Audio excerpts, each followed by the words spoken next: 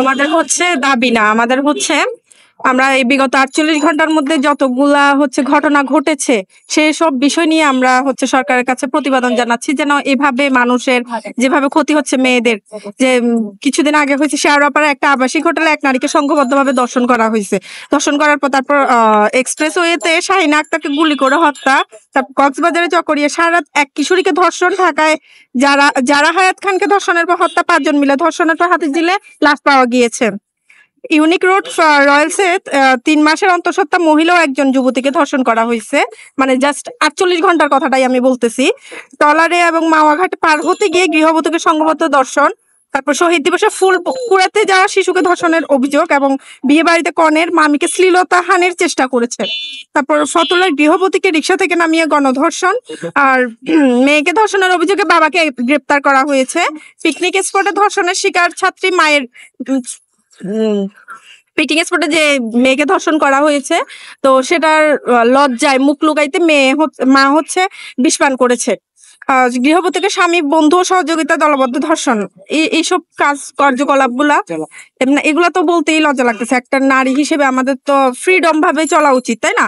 আমরা রাস্তাঘাটে হাঁটার সময় ফ্রিডম ভাবে চলতে পারতেছি না। 9টা বাজলে এখন হচ্ছে ঘর থেকে বের হইতে ভাবি যে কোন জায়গায় কে আমাদের উপর হচ্ছে কোন নজর দিতেছে, আমরা ভালোভাবে ফ্রিলি বাঁচতে চাইতেছি।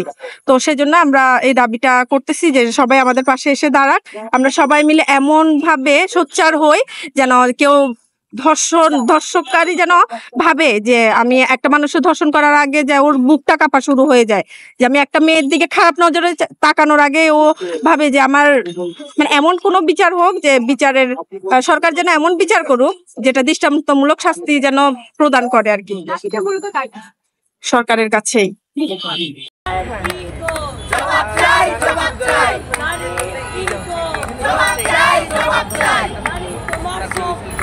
জাগিয়ে তোলো,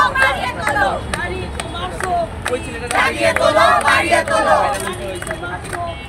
জাগিয়ে তোলো, বাড়িয়ে তোলো, তোমার শক্তি, জাগিয়ে তোলো, বাড়িয়ে তোলো, তোমার শক্তি, জাগিয়ে তোলো, বাড়িয়ে তোলো, তোমার শক্তি, জাগিয়ে তোলো, বাড়িয়ে তোলো, এই ধর্ষকের কালো হাত ভেঙে দাও, ঘুরিয়ে দাও, এই ধর্ষকের কালো হাত ভেঙে দাও, ঘুরিয়ে দাও, এই ধর্ষকের কালো হাত ভেঙে দাও, ঘুরিয়ে দাও, এই ধর্ষকের নোংরা হাত ভেঙে দাও, ঘুরিয়ে দাও, এই ধর্ষকের নোংরা হাত ভেঙে দাও, ঘুরিয়ে দাও।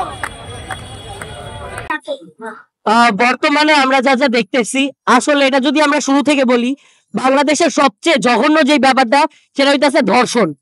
মহিলা হচ্ছে একটা দেশের শক্তি, এবং সেই যেখানে শক্তিদের ধর্ষণ হয় সেখানে এর থেকে বাজে ব্যাপার একটা দেশের জন্য কিছু না। আর যদি রিসেন্ট একটা ঘটনা বলি, আরজে করের ঘটনাটা ভারতে যেটা ঘটছে, ভারতের সেই ঘটনা ঘটার পর সেখানে আমরা দেখতে পারছি ভারতের জনগণ কিভাবে উৎকণ্ঠা হয়ে পড়ছে, কিভাবে রাস্তায় নেমে পড়ছে। অথচ আমরা বাংলাদেশে আমাদের যেটা আমরা নিউজ যদি আমরা ঘাটাঘাটি করি, 2 দিনের টোটাল 15 থেকে 17টা ধর্ষণের ঘটনা ঘটছে বাংলাদেশে উইদিন 48 আওয়ার্স। এরকম টাইমের মধ্যে প্রায় 17 থেকে 18টা ধর্ষণের ঘটনা ঘটছে, যেখানে ক্লাস 4-এ পড়া বাচ্চা থেকে 3 মাসের অন্তঃসত্ত্বা মা পর্যন্ত ছিল। আমরা জাস্ট জানতে চাই বাংলাদেশের কি এমন অবস্থা হয়েছে যে বাংলাদেশের নারীদের নিরাপত্তা নেই। বাংলাদেশে মৌলিক অধিকার 6টা, এবং 6টার মধ্যে মৌলিক অধিকার সেখানে একটা অধিকার হইতেছে নিরাপত্তা। বাংলাদেশে কি এমন নিরাপত্তা হইতেছে যে বাংলাদেশের মা বোনেরা সুরক্ষিত নেই? বাংলাদেশের চালিকা শক্তি এক কথায় নারী। সেখানে যদি নারীরা সুরক্ষিত না থাকতে পারে তাহলে প্রশাসন কি করতেছে? বাংলাদেশের প্রশাসন যদি নারীদেরই সুরক্ষা না দিতে পারে তাহলে বাংলাদেশ কিভাবে চালায় আমরা জানতে চাই। বাংলাদেশের নারীরা যদি 48 ঘন্টা বা এরকম কিছু সময়ের মধ্যে যদি 17টা রেপ কেস ঘটে, তাহলে আমরা যা জানতে চাই 1 মাসের মধ্যে কত ঘটতেছে। এরকম আরো জানা না জানা হাজারো রেপ কেস ঘটতেছে। রাস্তায় আপনি বাইরে হলেই দেখতে পারবেন কোনো না কোনো একটা মেয়ের সঙ্গে ইফটিজিং করতেছে, চোখ দিয়ে হাত দিয়ে নানাভাবে একটা মেয়েকে ইফটিজিং করতেছে, ধর্ষণ করতেছে। এগুলো বাংলাদেশে কেন ঘটতেছে? প্লাস বাংলাদেশের জনগণ বাংলাদেশের জনগণের ব্যাপারে বলাটাই মুশকিল। আমাদের কর্মসূচি বলতে লজ্জা লাগে, এরকম বাংলাদেশে আমাদের একটা স্বাধীন দেশে আমরা ধর্ষণের বিরুদ্ধে আমরা আজকে শাহবাগ জাতীয় জাদুঘরের সামনে দাঁড়াতে হয়েছে। আন্দোলন হয় অথচ তো কোন একটা নারী যদি কারণ আমার মা বোন সেফ নাই, আমার বোন সেফ নাই, আমার মা সেফ নাই। কেউ কাউকে একটা গালি দিতেছে তাকে নিয়ে বিগত কয়েকদিন যাবৎ ফেসবুক স্ক্রল করলেই পাচ্ছি আমরা দর্শন দর্শন দর্শন, কথাও বলে না মানুষ ঠিকঠাক করে। কিন্তু এটা নিয়ে বাংলাদেশের প্রশাসনের কোনো গুরুত্বপূর্ণ ভূমিকা আমি দেখছি না, এবং কি বর্তমান অন্তর্বর্তীকালীন সরকারের কোনো আমি ভূমিকা দেখছি না। কি জন্য প্রশাসন আবার মিডিয়াকে বলছে যে কোনো দর্শনের ঘটনা ঘটে নাই, কিছু হয় নাই, কিন্তু বাসে ঠিকই দর্শন হয়েছিল। আমরা এটাই চাই। তাহলে আমার বোন আমার ঘরে বর্তমান প্রশাসন আমাদের জন্য কি করছে? তাদের করে আমি যেমন দর্শনের বিরুদ্ধে আজ দাঁড়িয়েছি, তেমনি প্রশাসনের বিরুদ্ধেও দাঁড়িয়েছি, কারণ প্রশাসনের ন্যায্য বিচার আমরা পাচ্ছি না। আমরা বিগত কিছুদিন ধরে বাংলাদেশে আমার জানা মতে, আমি যতটুকু জানি, 149টা আন্দোলন একসাথে সংগঠিত হচ্ছে। এগুলো কি জন্য, কি জন্য হচ্ছে? হ্যাঁ, আমি যদি বলতে যাই, বর্তমান অন্তর্বর্তীকালীন সরকার বলবে যে দেশের পরিস্থিতি অশীতল করার জন্য আওয়ামী লীগ অথবা অন্যান্য সংগঠনগুলা যারা দেশ বিরোধী তারা করছে। হ্যাঁ, আমি মানলাম যে তারা করছে, কিন্তু আপনারা কি ভূমিকা, এটার পদক্ষেপ নিচ্ছেন না কেন? আওয়ামী লীগের বিরুদ্ধে যারা দেশে অরাজকতা সৃষ্টি করতেছে তাদের বিরুদ্ধে কি জন্য ব্যবস্থা নিচ্ছেন না?